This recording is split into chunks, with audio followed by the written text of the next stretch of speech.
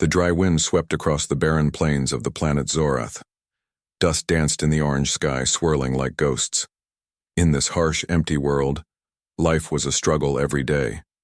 The once green fields were now cracked and dry. The rivers had long dried up. Only a few small villages remained where people tried their best to survive. In one such village, a mother named Vera sat outside her small hut. Her eyes were tired but full of hope. Beside her, a small bundle wrapped in cloth lay quietly. It was her child, Kilo. The little boy was thin, his ribs showing through his skin. He had been sick for many days, and there was not enough food to make him better. Vera held Kilo close, feeling the warmth of his tiny body. She whispered softly, "Please get better soon, my son. I will do everything to save you." But inside, she felt a deep fear. The hunger was growing worse. The food stores were almost empty. The village was out of supplies and no help was coming. In the distance, a small ship appeared in the sky. It was a human ship, a rare sight on Zorath. Humans came here sometimes to trade or buy things. But most of the time, the people of Zorath did not trust them. They believed humans only cared about money and power. Vera's heart pounded. She had made a hard decision. She had agreed to sell herself to the human pilot in exchange for food. It was the only way she could find enough supplies to save her son. It was not an easy choice. In her culture, this was shameful. But her love for Kilo was stronger than any shame. She stood up and took a deep breath. Her steps were slow but steady as she walked toward the landing site where the ship would land. Other villagers watched quietly. Some looked at her with sadness, others with respect. They all understood the pain she felt. When the ship landed, a ramp came down, and a tall man stepped out. His name was Captain James Ryland. He was a human pilot who traveled across the galaxy. He wore a clean uniform and had calm eyes that looked carefully at everything around him. He had heard about the desperate people of Zorath and came here for a trade. Vera stepped forward. Her voice was soft but clear. "I am Vera," she said. "I have come because I need help. My son is very sick, and I have nothing to feed him." James looked at her with a serious expression. "I understand," he said. "What do you want in return?" Vera's hands trembled, but she spoke honestly. "I will give myself to you. I will work for you, live with you, whatever you want. But please help me save my son." James was silent for a moment. He saw the pain in her eyes and the strength in her voice. This was not a simple trade. It was a mother's love fighting against terrible odds. He nodded slowly. "I will help you," he said. "But this is not how I want things to be. I want to find a better way." Vera looked surprised but hopeful.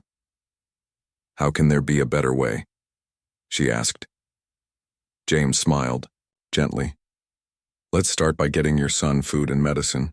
We can think about the rest later." Together they went to the ship. Inside it was warm and clean. Vera had never seen anything like it. There were many machines and lights. James showed her the small medical room and the storage of food and water. While James prepared supplies, Vera sat quietly, holding Kilo close. She watched the stars through the window and thought about the future. Maybe, just maybe, this human was different.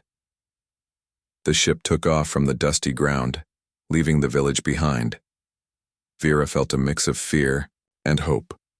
She did not know what awaited her on this long journey through space. But she knew one thing. She had made a promise to her son. She would do everything to keep it. James watched Vera with new respect. He had seen many people in his travels, but never someone so determined and brave. He wanted to help, not just because of the trade, but because it was the right thing to do. As the ship flew toward the nearest space station, Vera and James began to talk. They shared stories about their worlds, their struggles, and their dreams. Slowly, the distance between them grew smaller. They were no longer just buyer and seller. They were two beings connected by hope. Vera told James about the drought, the hunger, and the sickness on her planet. She spoke about Kilo's laughter and how much she wished to see him grow strong again. James listened carefully and promised to do his best. The journey was long, but neither of them felt alone. Together, they faced the unknown, united by the simple desire to save a child's life. And in that shared hope, a new story began. A story of kindness, courage, and the power of love across the stars. The space station hung like a shining jewel in the blackness of space. Its metal walls reflected the light of nearby stars, and ships of all sizes moved in and out like busy insects. This was a place where many worlds met, a crossroads of traders, travelers, and adventurers. Among them was Captain James Ryland's ship, arriving smoothly at the docking bay. Inside the control room, James sat in his chair, his hands steady, on the controls. The hum of the ship surrounded him, but his mind was focused on the new passenger he had brought from Zorath, Vera, the alien mother. He wondered about her child and the promise he had made. How could he help more than just giving her food? How could he truly make a difference? The docking clamps locked the ship firmly in place. James rose and walked to the entrance where Vera waited nervously. She had never been inside a space station before. The walls were bright and clean, and the voices of many beings echoed in the hallways. James led her out onto the busy platform. People of different shapes, colors, and sizes passed by, some stopping to look curiously at Vera's unusual alien features. She held her head high, trying to ignore the stares. James noticed and gently said, "Don't mind them.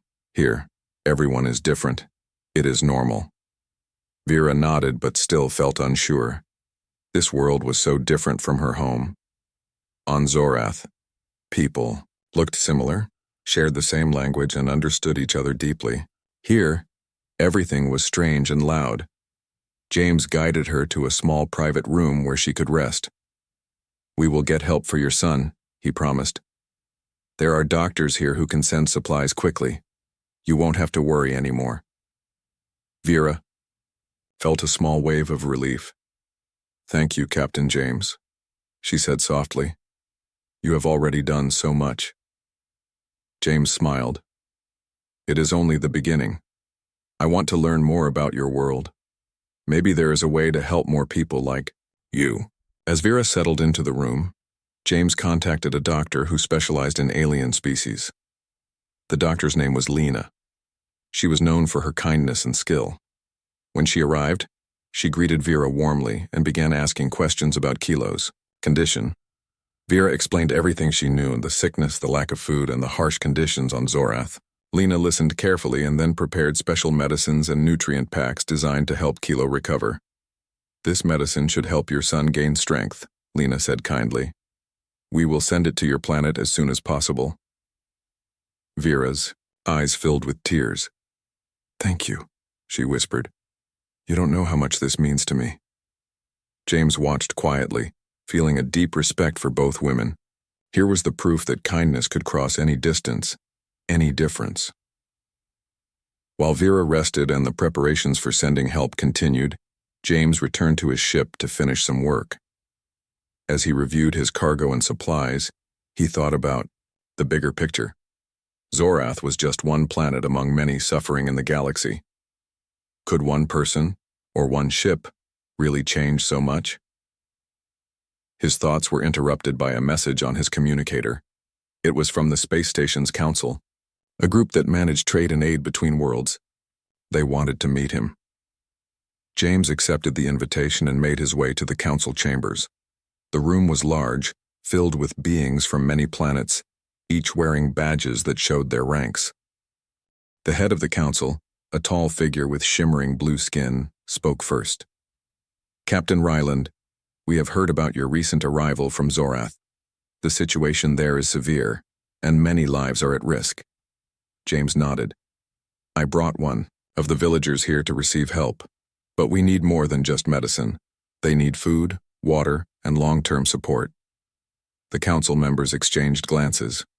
One of them, a gray-skinned diplomat named Saren, spoke up. "Resources are limited, Captain. We must prioritize.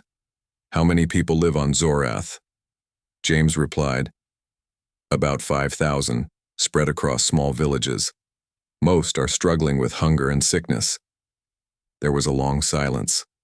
Then the council leader said, "We will send emergency supplies, but we must also consider the cost. Trade must continue and funds are limited." James felt a mix of frustration and understanding. He wanted to do more, but the reality was clear. "Thank you," he said respectfully. "Any help is better than none." Back on his ship, James found Vera waiting. Her face showed both hope and worry. "The council will send aid," James told her. "It may not be fast enough, but they have promised help." Vera nodded. "We will survive. We must." James looked at her with new admiration. "You are stronger than I thought." Vera smiled softly. "Love for my child makes me strong. It gives me hope." Their time together was still short, but something was growing between them. A bond, built on respect, hope, and shared dreams. The next days passed slowly. The supplies were sent, and messages went back and forth to Zorath. James and Vera worked together to prepare for the journey home. Vera learned more about human technology and life in space, while James listened to stories about Zorath's culture and people. One evening, as the stars twinkled outside the ship's window, James said quietly, "When we return, I want to help rebuild your village, not just with food, but with tools, seeds, and knowledge." Vera's eyes lit up. "That would be a dream come true." James smiled. "It can be more than a dream. Together, we can make it real." For the first time in a long while, Vera felt a spark of hope that went beyond her child's survival. Maybe, just maybe, there was a new future waiting, one where humans and aliens could work together, where kindness and courage could change the galaxy. As the ship prepared for departure, Vera held Kilo's picture close to her heart. She whispered, "Hold on, my son, we are coming home soon." James watched her and thought, "This is not just a mission. This is a new beginning." The ship hummed softly as it glided through space, leaving the bright space station behind. Inside the warm cabin, Vera sat quietly, watching the stars move slowly past the window. She held a small pouch of nutrient packs that Dr. Lena had given her, enough to help her son Kilo regain his strength. The thought of her child filled her with hope, but also a deep worry. The journey back to Zorath was long and dangerous. Captain James Ryland noticed her quiet mood. He sat beside her and said gently, "You look tired. This must be hard for you." Vera smiled faintly. "It is hard, but I am not afraid. My son needs me. I will do anything to save him." James nodded, feeling respect for her courage. "I've seen many worlds and many people," he said, "but your strength is something special." Vera looked at him with surprise. "Why do you say that? I am just a mother." James shook his head. "No, you are much more than that. You made a choice to save your child. That takes great bravery." For the first time, Vera felt a connection with the human pilot. He was not just a stranger who had bought her, he was someone who cared. Over the next days, the two talked often. James shared stories of his travels across the galaxy, of vast cities, strange creatures, and new technologies. Vera told him about Zorath, its deserts, its ancient forests, and the people who lived there. Though their worlds were different, they found common ground in their hopes and fears. One evening, as the ship floated quietly near a small moon, James showed Vera the ship's observation deck. The room had large windows that looked out into space filled with stars and distant planets. "Look at this," James said. "Space is full of wonders.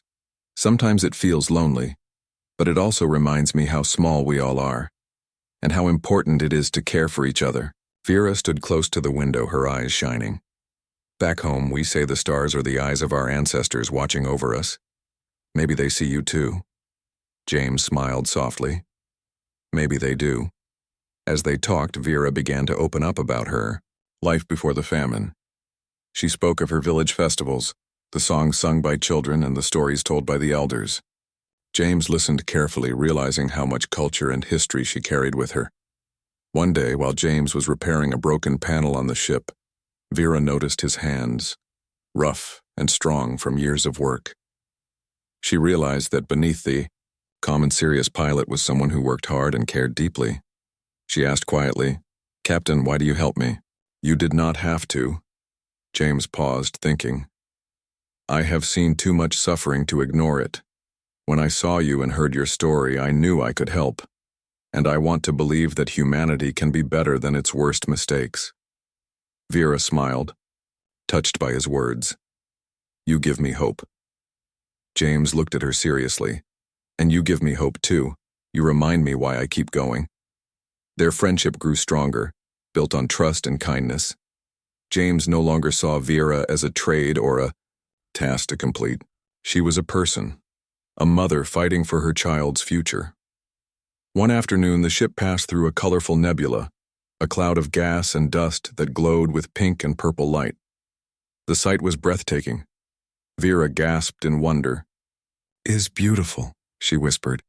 "I have never seen anything like this." James smiled. "There is so much beauty in the universe. Sometimes it helps to remember that, even in dark times." Vera nodded. "You are right." As the days passed, James grew more determined to help not just Vera and her son, but her whole planet. He began to make plans for how he could bring food, water, and medicine to Zorath. But he knew it would not be easy. The galaxy was full of rules, limits, and dangers.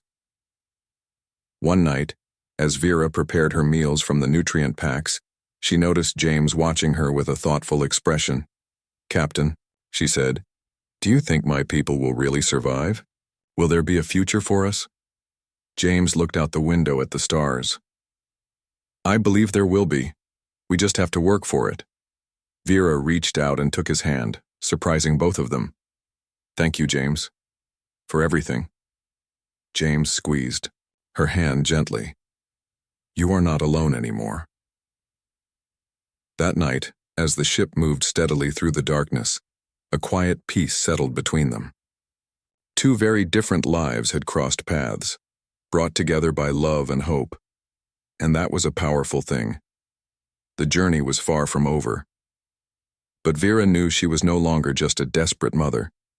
She was part of something bigger, a future where kindness could cross stars, and where humans and aliens might find friendship and hope. The ship moved steadily through the dark sea of stars. Inside, Vera's thoughts never left her son Kilo. She had sent messages to the village using the ship's communication system, asking for news. Every day she waited for a reply, hoping to hear that Kilo was growing stronger. One morning the message finally arrived. Vera hurried to James, her hands trembling as she opened the small screen. The message showed a report from the village healer. Kilo had started to eat the nutrient packs and his strength was slowly returning. Tears filled Vera's eyes. "He is getting better," she whispered. "My son will live." James watched her joy and felt a deep satisfaction. This was why he had come, to save a life, and to bring hope where there was none. But the journey was not over. The news of Kilo's progress made Vera more determined than ever. She wanted to do more than just save her son. She wanted to help her whole village survive the hard times. James agreed. "We must think bigger," he said. "One child's life is precious, but the future belongs to all your people." Vera nodded. "I will do whatever it takes." Together, they began to plan. James used the ship's computer to analyze the best routes for supply ships to reach Zorath. They mapped out places where food, water, and medicine could be delivered safely. Vera shared knowledge about the village and the dangers they faced: wild storms, rough terrain, and sometimes bandits who took what little they had. "We must protect the supplies," Vera said firmly. "If they are stolen, the people will lose hope again." James promised to send a team of trusted traders and guards with the first shipment. He reached out to contacts across the space station and beyond, explaining the situation. Slowly, support began to grow. Meanwhile, Vera spent her time caring for Kilo through the communications link. She taught the village healer how to use the new medicines, sharing everything she learned from Dr. Lena. Every message from home was a lifeline, a reminder that her son was still fighting. One day, the village sent a special request. They needed tools and seeds to plant new crops. The famine had not just made people hungry, it had destroyed the land's ability to grow food. James and Vera worked together to find a solution.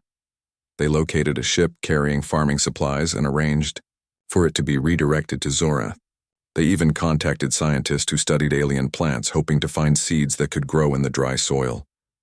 The hope of new life stirred in Vera's heart.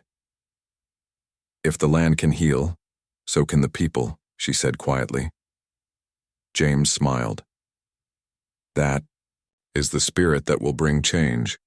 But even as they planned for the future, challenges appeared. Messages came from rival traders who did not want the help to reach Zorath. They feared losing business if the planet became self-sufficient. James was not surprised. "There are always those who put profit before people," he said. "We must be careful." Vera looked worried but resolute. "We will not give up." Together they strengthened their plans, finding ways to protect the shipments and keep the supplies safe. James used his experience as a pilot to avoid dangerous areas and find secret routes. One night, as the ship traveled near a beautiful star cluster, James and Vera stood together on the observation deck. "Do you think Kilo will grow up strong?" James asked. Vera smiled warmly.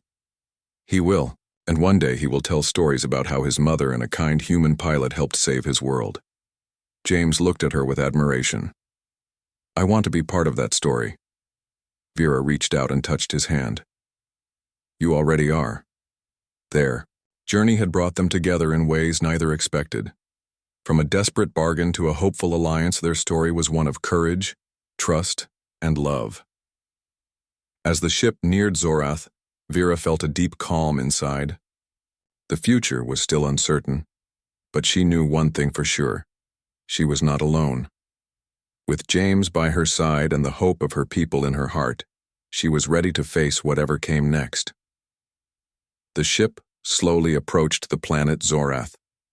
From space, the world looked like a dry orange ball scarred by years of drought and neglect. But now, with the hope of new supplies and help, it seemed to shine a little brighter in James's eyes. Vera stood by the window, her heart pounding. This was her home, the place she had left behind to save her son and her people. She had dreamed of this moment, the day she would return with help and see her son healthy again. James noticed her tension and placed a gentle hand on her shoulder. "We're almost there," he said softly. "We'll get you and your people the help you need." The landing was smooth.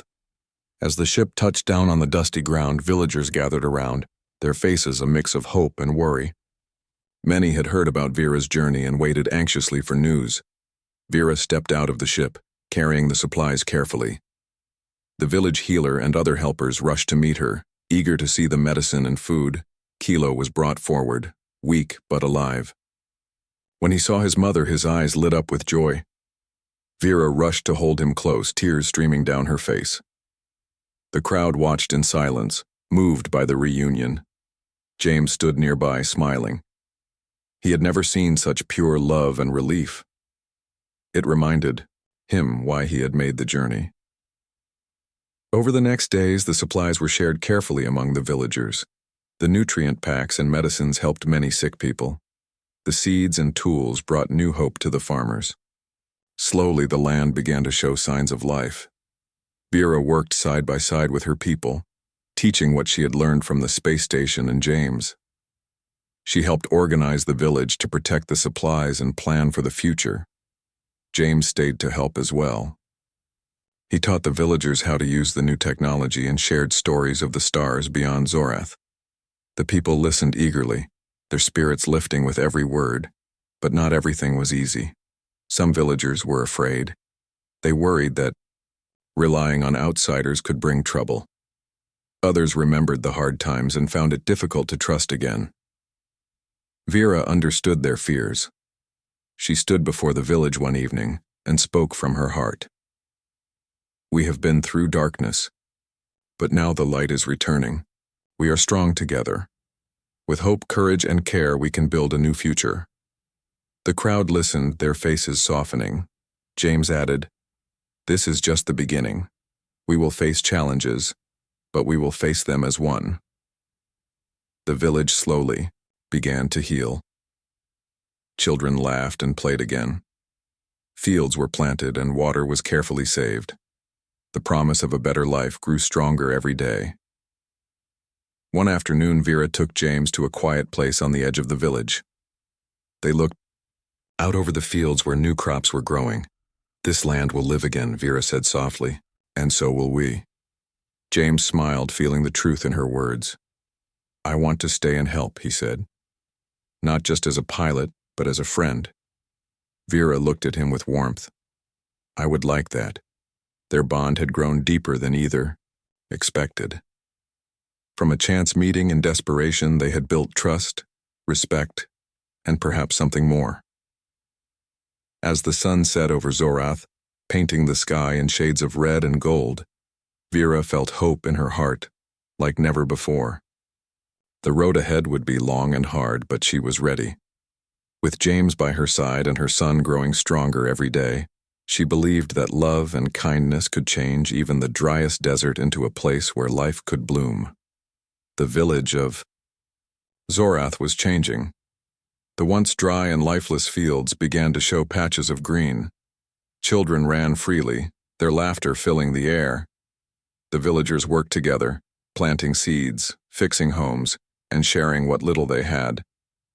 The arrival of Captain James Ryland and the supplies had sparked a new hope, but challenges still waited on the horizon. Vera stood by the edge of the fields one morning, watching the first shoots of crops break through the cracked soil. Her heart swelled with hope, but she also knew this was only the beginning. The land was still weak and the weather could be cruel. James joined her, carrying a small bag of tools. "The plants look good," he said with a smile. "But we have to protect them."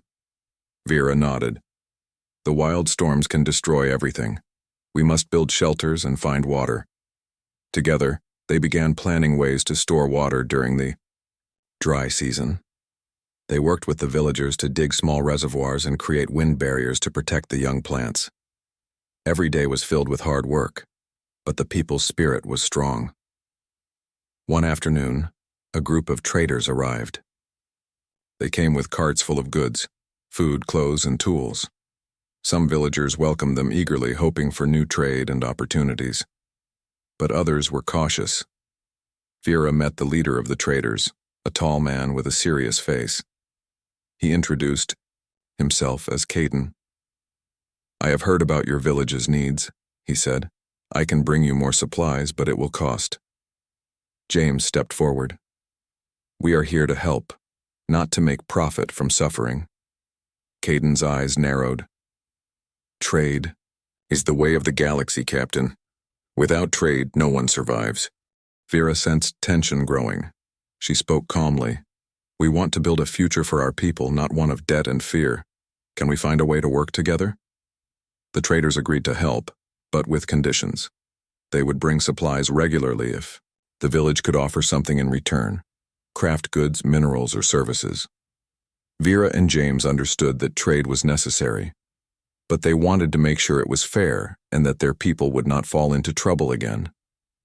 They gathered the villagers and explained the situation. Together they agreed to start small trades and watch carefully. Trust would have to grow slowly. Meanwhile, Kilo was growing stronger every day. His cheeks were fuller, and his eyes sparkled with life. Vera spent many hours teaching him about the world outside the village, about stars, ships, and faraway places. One day, Kilo asked shyly, "Mother, will I see the stars like you?" Vera smiled. "Yes, my son. One day, you will travel among them." James watched their bond and felt warmth in his heart. This little boy was a symbol of hope, a new generation that might live in peace and friendship. However, danger was never far. One evening, a fierce storm swept across the village. The wind howled, and rain fell in heavy sheets. The villagers hurried to protect their homes and crops. James helped reinforce the barriers, while Vera gathered the children inside a safe shelter. Outside, the storm raged for hours. When the morning came, the village was tired but still standing. Some crops were damaged and a few homes needed repair, but the spirit of the people remained unbroken. Vera looked around at the faces of her friends and neighbors. "We survived," she said quietly. "Together, we will survive anything."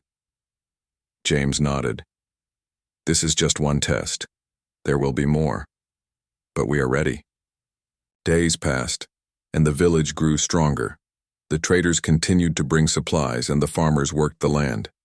James helped train a small group of villagers to use new tools and technology. Slowly, Zorath was becoming a place of life again. One evening, as the sun set in brilliant colors, James and Vyra sat together outside the village. "We have come far," Vyra said softly. James took her hand. "And we have a long way to go. But I believe in this place and in you." Vera smiled. "Thank you, James, for everything." James looked at her seriously. "You taught me what it means to fight for something greater than myself." They sat in silence, watching the stars appear in the dark sky. The future was still uncertain, but hope was stronger than fear. For Vera, James, and the people of Zorath, a new chapter was beginning. One of friendship, courage, and dreams made real. The stars twinkled brightly over Zorath, shining down on a village that was no longer just a place of struggle. It was a place of promise. The dry lands were slowly turning green. Children played happily in the streets, and the people moved with a new strength in their hearts. Vera stood at the edge of the village, looking out over the fields. She remembered the day she left, carrying only hope and fear in her heart. Now she was here, with her son Kilo healthy and smiling, and her people beginning to rebuild. James came to stand beside her. "It's a different world now," he said quietly. Vera smiled softly. "Yes, thanks to you." James shook his head. "We did it together. You showed me courage, and your people showed me hope." Vera looked at him with warmth. "You gave us more than supplies and plans. You gave us belief." Their eyes met, full of trust and respect. A new bond had grown between them, not just of friendship, but of something deeper. The village had changed a lot in the months since James's arrival. The crops were growing strong, and water flowed more freely from new wells. The traders brought goods regularly, but with respect and fairness. The people learned new skills, shared stories, and looked forward to the future. One morning, as the sun rose, Vera and James gathered the villagers in the center of the village. The air was filled with excitement. Today, they would celebrate the first harvest since the famine. Vera spoke to the crowd, her voice steady and full of hope. "We have faced many hardships, but we have never lost our spirit.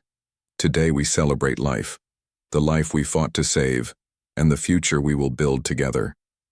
The villagers cheered, their faces shining with joy. Children danced and sang songs of old, and the elders smiled proudly. Kilo ran up to Vera and wrapped his small arms around her waist. "Mother, look, I helped plant the seeds." Vera knelt and hugged him tightly. "You are growing strong, my son, just like this land."